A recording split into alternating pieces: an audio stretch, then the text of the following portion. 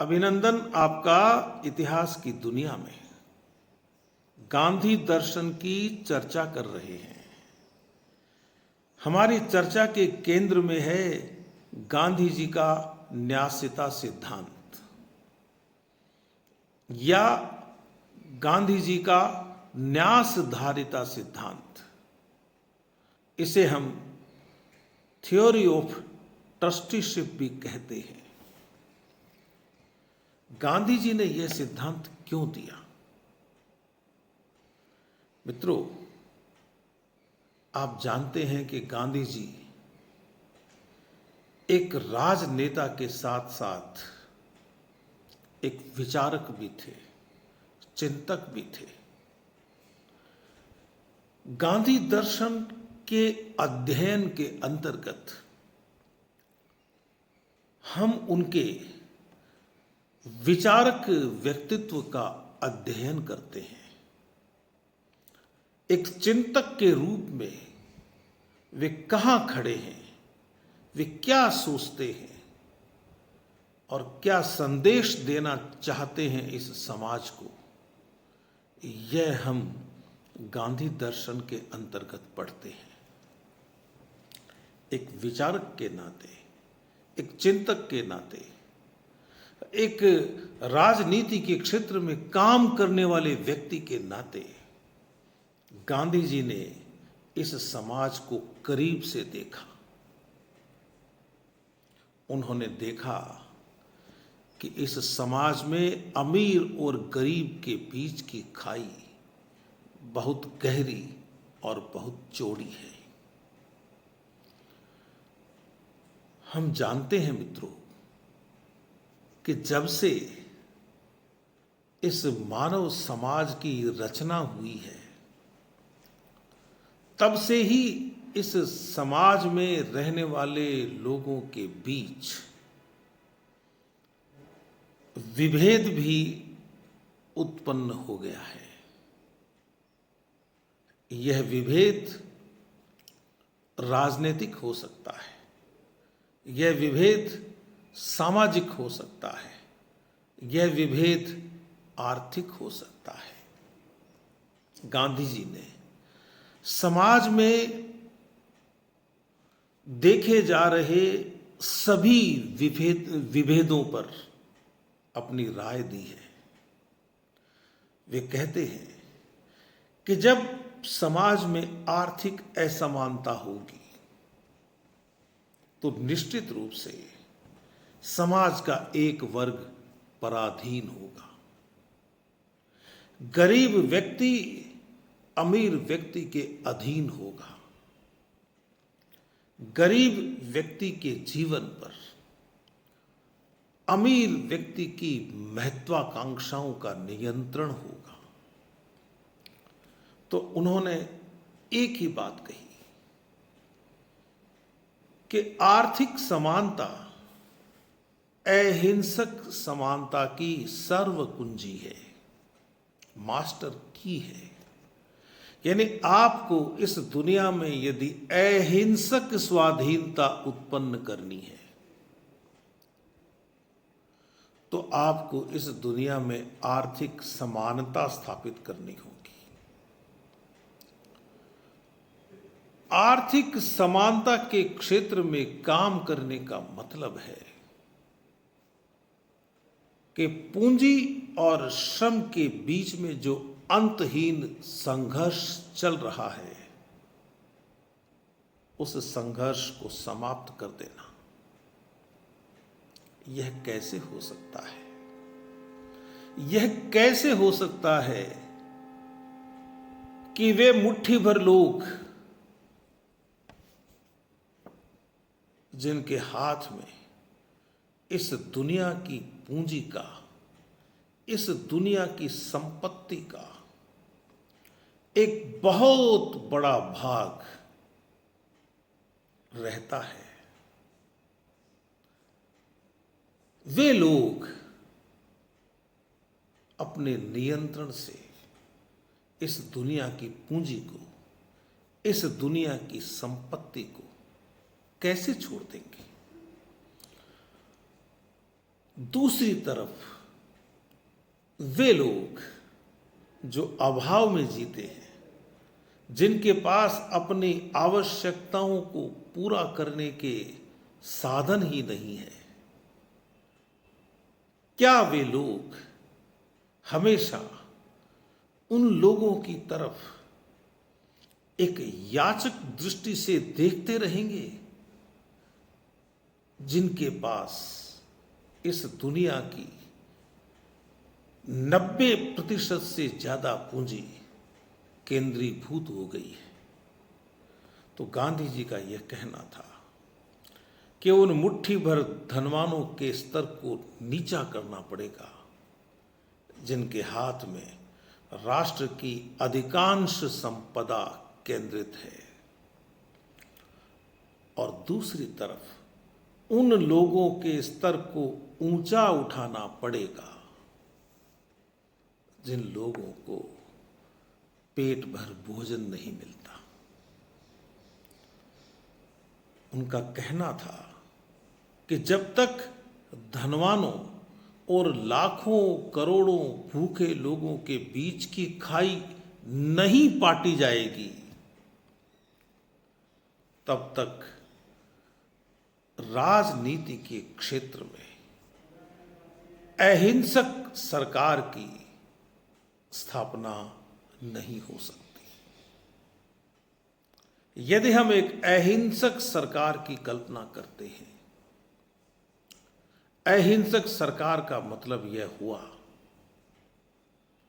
कि सभी लोग स्वयं से शासित हों, उनको किसी नेता की जरूरत नहीं हो, उनको किसी कानून की जरूरत नहीं हो, उनको पुलिस की जरूरत नहीं हो, उनको भ्रष्टाचार निरोधक विभाग की जरूरत नहीं हो। एक ऐसा समाज बने जिसमें सभी लोग अपना अपना काम करें, वह समाज अहिंसक होगा। और यदि कहीं संघर्ष करना पड़े तो उसमें हिंसा न हो, लोग अपने आप को बलिदान करने के लिए तैयार रहें, उस रास्ते पर, जिस रास्ते पर चलकर लोगों के बीच में आर्थिक समानता स्थापित की जा सकती है। उनकी एक किताब है constructive programme, its meaning and place.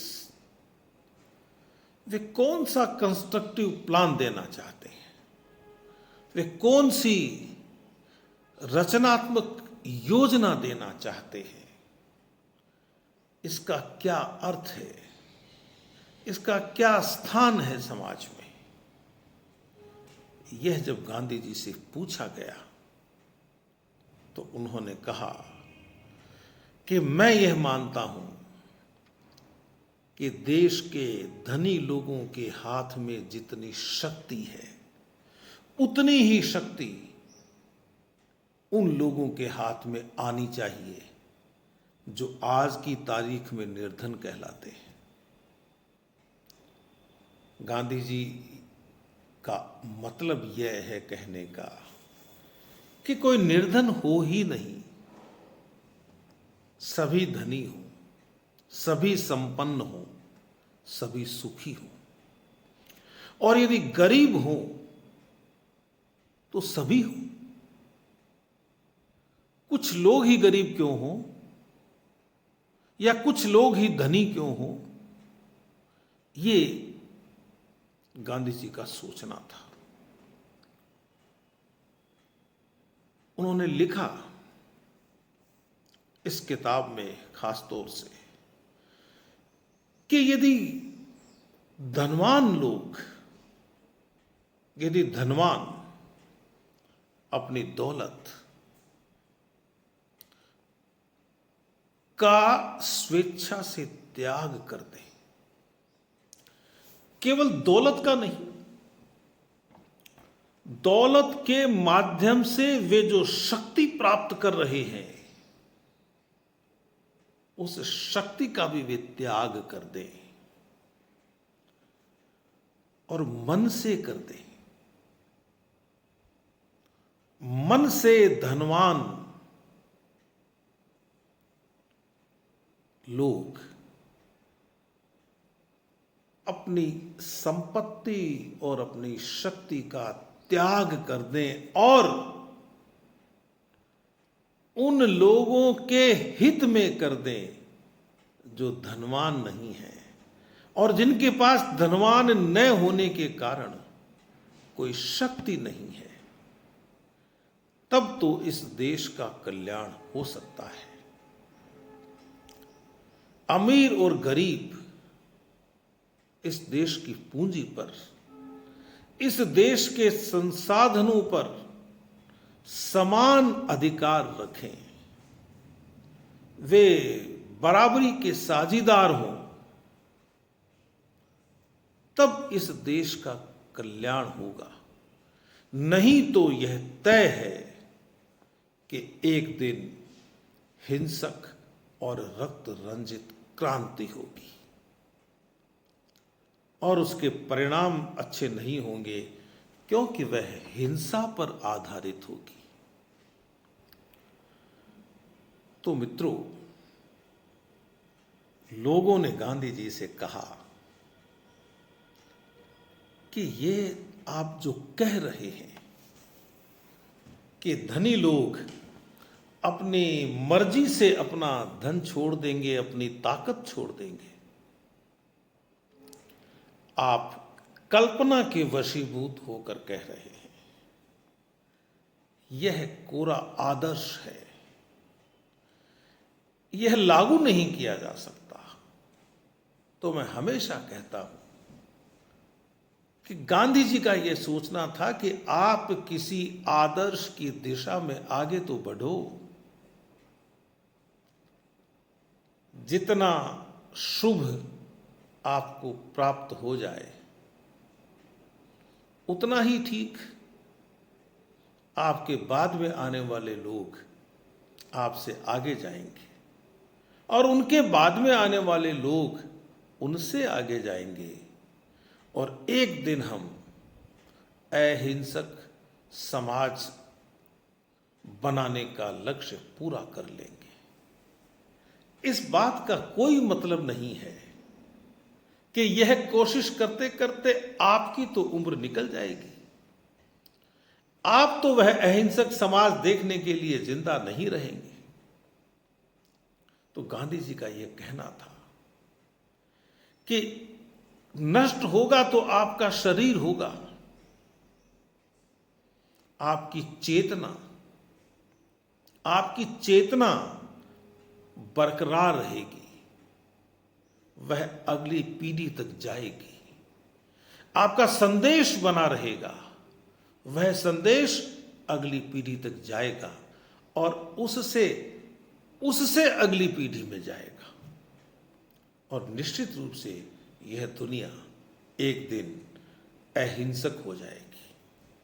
और उनका यह मानना था कि यह भारत से ही हो सकता है। इसलिए उन्होंने कहा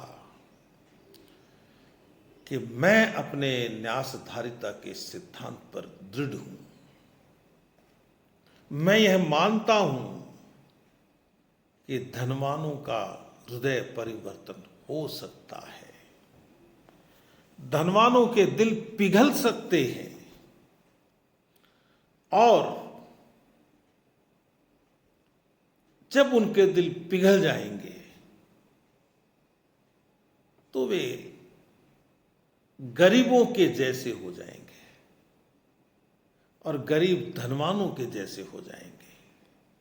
न कोई धनी रहेगा न कोई निर्धन रहेगा, सभी समान स्तर पर होंगे।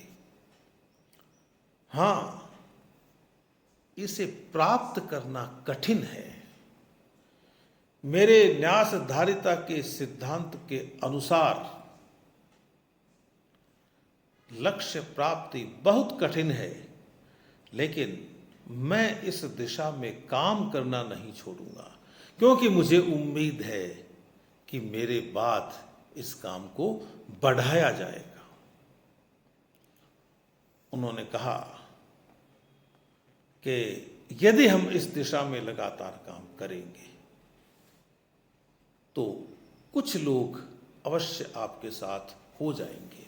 और गांधी जी ने अपने जीवन में यह करके भी दिखाया कि अनेक धनवान राजनीति के क्षेत्र में उन लोगों की मदद करने के लिए आगे आए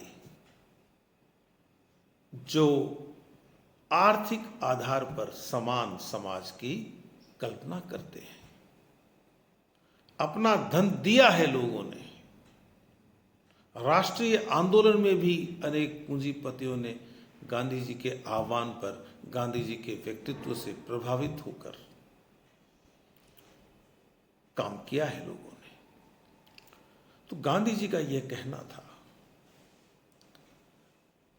कि पूंजीपति का हृदय परिवर्तन हो सकता है, लेकिन आपको यह संकल्प करके आगे बढ़ना होगा कि हम पूंजीपति को नष्ट नहीं करेंगे। हमारा आग्रह है, हमारा उनसे आग्रह रहेगा कि पूंजीपति यह मानकर चलें कि वे पूंजीपति इसलिए हैं कि वे इस समाज के न्यासी हैं, इस समाज के ट्रस्टी हैं। उनके पास जो भी धन है, उनके पास जो भी माल है, वह उनका नहीं है, वह पूरे समाज का है।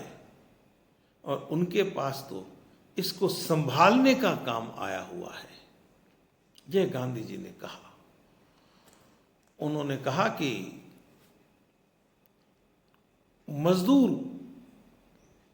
मजदूर जो है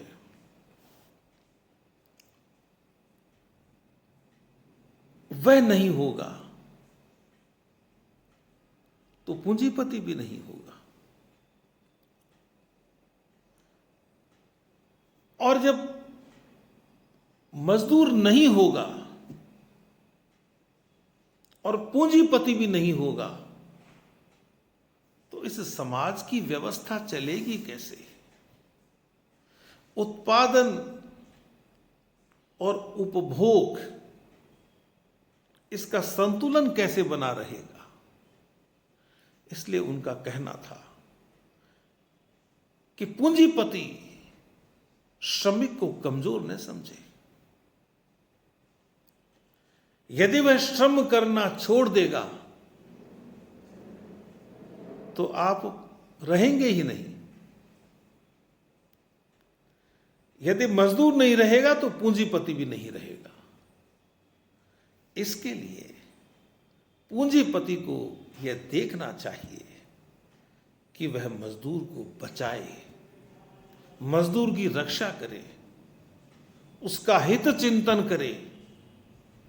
क्यों कि मजदूर के बिना, श्रमिक के बिना पूंजीपति का कोई अस्तित्व है ही नहीं।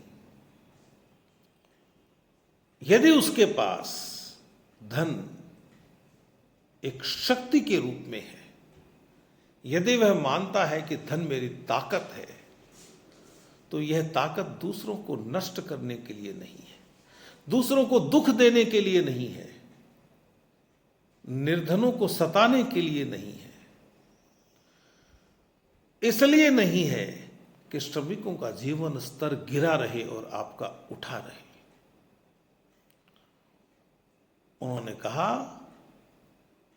कि जिस दिन पूंजीपति का हृदय परिवर्तन हो जाएगा, उस दिन वह श्रमिक को, मजदूर को अपने अधीन मानेगा ही नहीं। आज यदि वह यह समझता है कि मजदूर उसका गुलाम है, तो कल वह यह समझेगा कि मजदूर उसका गुलाम नहीं है, मजदूर उसका साझीदार है। तो मित्रों, यह एक छोटी सी भूमिका थी गांधी जी के ट्रस्टीशिप सिद्धांत की, गांधी जी के न्यासधारिता सिद्धांत की। इस न्यासधारिता के सिद्धांत का दिव्य संदेश यही है कि यह दुनिया अहिंसक बन जाए और इसमें न कोई अमीर रहे न कोई गरीब रहे, सभी बराबर रहे, सभी एक जैसे रहे। तो आपने मेरा साथ दिया, इसके लिए आपका बहुत बहुत धन्यवाद। फिर मिलेंगे। नमस्कार।